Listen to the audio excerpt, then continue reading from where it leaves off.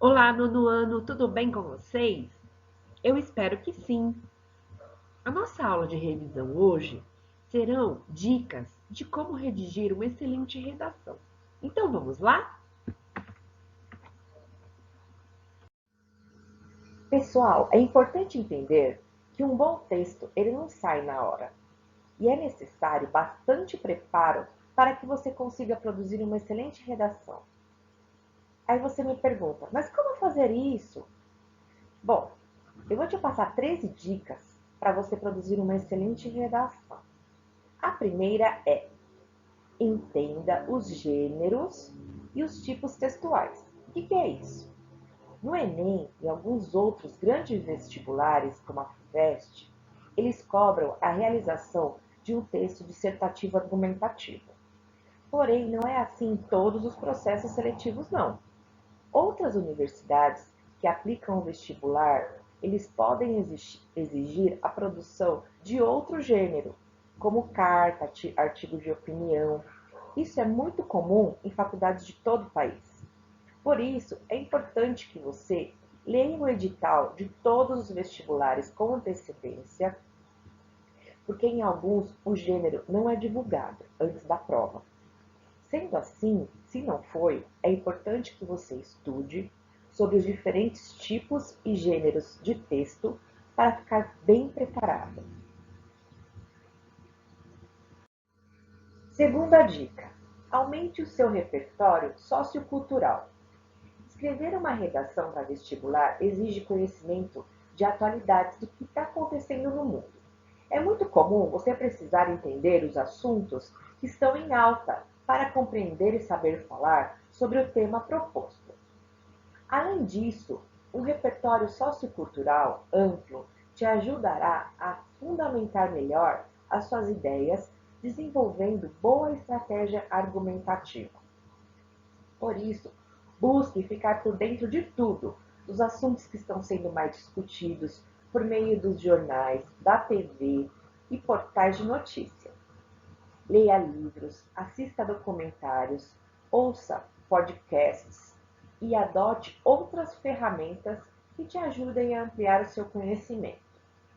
Tudo isso é fundamental para que você consiga cativar a atenção do leitor e mostrar os seus conhecimentos e estrutura de uma boa redação. 3. Pratique com diferentes temas. Eu acabei de falar sobre a importância de aumentar o repertório sociocultural, na dica 2. Também é importante ressaltar agora o quanto saber abordar diferentes temas é fundamental para você se sair bem. Em grande parte dos casos, o tema da redação você vai ficar sabendo só na hora. Sendo assim, você não sabe com antecedência o assunto que deverá abordar. Existe uma infinidade de temas que podem ser exigidos, que vão desde saúde, educação, a tecnologia. E como se preparar para tantas possibilidades, não é? Treinando a produção textual para diferentes temas. Também existem, pessoal, umas plataformas que divulgam centenas de temas de redações para você praticar. Além de produzir o texto, você poderá enviá-lo para corretores que avaliam a redação de acordo com os critérios de correção dos vestibulares. Quinta dica: confira exemplos de redações nota 1000. Se você quer ser bom em alguma coisa, além de praticar, é importante ter as inspirações para identificar como você pode fazer melhor, certo? No caso de uma excelente redação, também funciona assim. Você pode conferir exemplos de redações que alcançaram uma boa pontuação, identificar as técnicas utilizadas pelos autores que você também pode começar a usar, por que não? Por isso, trarei em nossas aulas de redação a correção compartilhada, algumas dessas redações. Tudo isso te ajudará a ter uma visão muito mais crítica, até mesmo sobre o seu próprio texto. Assim, a gente sempre consegue encontrar pontos para melhorar. Sexta, Tenha atenção à estética textual. Quando falamos de vestibular, a apresentação do texto conta muito. Primeiro, porque você precisa cativar o leitor logo de cara. E outra, pensa no desânimo que dá pegar um texto para corrigir e se deparar com uma letra que não dá para entender nada. Parágrafos mal organizados, rasuras, mal feitas, escrita ultrapassando as linhas. Mas não é só isso. A estética textual é importante para que seu texto possa ser compreendido também. Afinal, o corretor precisa entender o que você está querendo dizer para avaliar a sua redação. Por isso, muito cuidado na hora de passar o texto a limpo. Tente evitar erros, não ultrapasse os limites das linhas e capriche na sua letra. Nona, aproveite os textos de apoio. Vocês lembram que eu sempre falo que os textos de apoio não estão lá à toa? Então você deve aproveitá-los e prestar atenção neles. Qual é o tema que está sendo abordado? Esses textos de apoio, eles podem trazer dados que você pode aproveitar e com as suas próprias palavras, não como cópia, fazer uma boa produção de texto. Então não ignore as informações desses textos de apoio. Leia-os com bastante atenção e separe aquilo que você achar interessante e que pode ser utilizado na sua produção textual. Décima, defina seu ponto de vista e uma estratégia argumentativa. Chegando nesse ponto, você já sabe o que vai falar, como estruturar tudo isso. Mas qual é o seu ponto de vista sobre esse assunto? E como você irá defendê-lo? Em redações do gênero dissertativo argumentativo, é fundamental que você posicione a sua tese e apresente argumentos que irão sustentar o seu ponto de vista. Dica de número 11. Construa um projeto de texto. Além de organizar as suas ideias, fazendo com que seu texto não fuja do esperado, o projeto do texto é fundamental para que você ganhe tempo na sua produção de texto. Nós sabemos que cada minuto é cronometrado, não é mesmo, no vestibular? Por isso, adotar estratégias que ajudem a manter a organização e a economizar tempo são fundamentais. Fazer um projeto de texto é basicamente organizar os principais tópicos que você irá abordar ao longo da redação. Qual é o seu ponto de vista? Quais são os seus argumentos? 12ª dica. Não se esqueça dos conectivos. A ausência e a repetição de conectivos estão entre os 10 erros mais cometidos nas produções textuais. Os conectivos eles servem para dar coesão ao seu texto, mantendo as suas ideias organizadas e transmitindo para o leitor o seu pensamento como um todo. Por isso, não deixe de estudar os conectivos que estou enviando nessa tabela e trabalhá-los ao longo da sua redação. Lembre-se também de tornar a sua leitura sempre o mais fluida possível para o leitor. Ele precisa entender o seu posicionamento central e, para isso, é necessário que todas as suas ideias estejam bem conectadas. Conforme prometido, pessoal, trago para vocês uma redação que ela recebeu nota 1000 no vestibular e ela foi até divulgada no jornal o Globo. Ela foi feita pelo Lucas Felp. O tema era a manipulação do comportamento do usuário pelo controle de dados na internet. Vamos à leitura?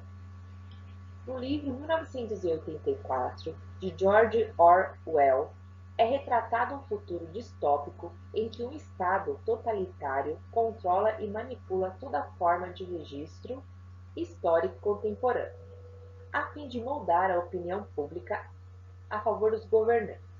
Nesse sentido, a narrativa foca na trajetória de Winston, um funcionário do contraditório Ministério da Verdade, que diariamente analisa e altera notícias e conteúdos midiáticos para favorecer a imagem do partido e formar a população através de tal ótica. Fora da ficção, é fato que, na realidade apresentada por Orwell, ser relacionada ao mundo cibernético do século XXI. Gradativamente, os algoritmos e sistemas de inteligência artificial corroboram para a restrição de informações disponíveis e para a influência comportamental do público preso em uma grande bolha sociocultural. Em primeiro lugar, é importante destacar que, em função das novas tecnologias, internautas são cada vez mais expostos a uma gama limitada de dados e conteúdos na internet, consequência do desenvolvimento de mecanismos filtradores de informação a partir do uso diário individual. De acordo com o filósofo Zygmunt Bauman, vive-se atualmente um período de liberdade ilusória, já que o mundo digitalizado não só possibilitou novas formas de interação com o conhecimento, mas também abriu portas para a manipulação e alienação vistas em 1984. Assim, os usuários são inconscientemente analisados e lhes é apresentado apenas o mais atrativo para o consumo pessoal. Por conseguinte, apresenta-se um forte poder de influência desses algoritmos do comportamento da coletividade cibernética. Ao observar somente o que lhe interessa e o que lhe foi escolhido para ele, o indivíduo tende a continuar consumindo as mesmas coisas e fechar os olhos para a diversidade de opções disponíveis. Em um episódio da série televisiva Black Mirror, por exemplo, um aplicativo pareava pessoas para relacionamentos com base em estatísticas e restringia as possibilidades para apenas as que a máquina indicava, tornando o usuário passivo na escolha. Paralelamente, esse é o objetivo da indústria cultural. Para os pensadores da Escola de Frankfurt, produzir conteúdos a partir do padrão de gosto do público para direcioná-lo, torná-lo homogêneo, é, logo, facilmente atingível.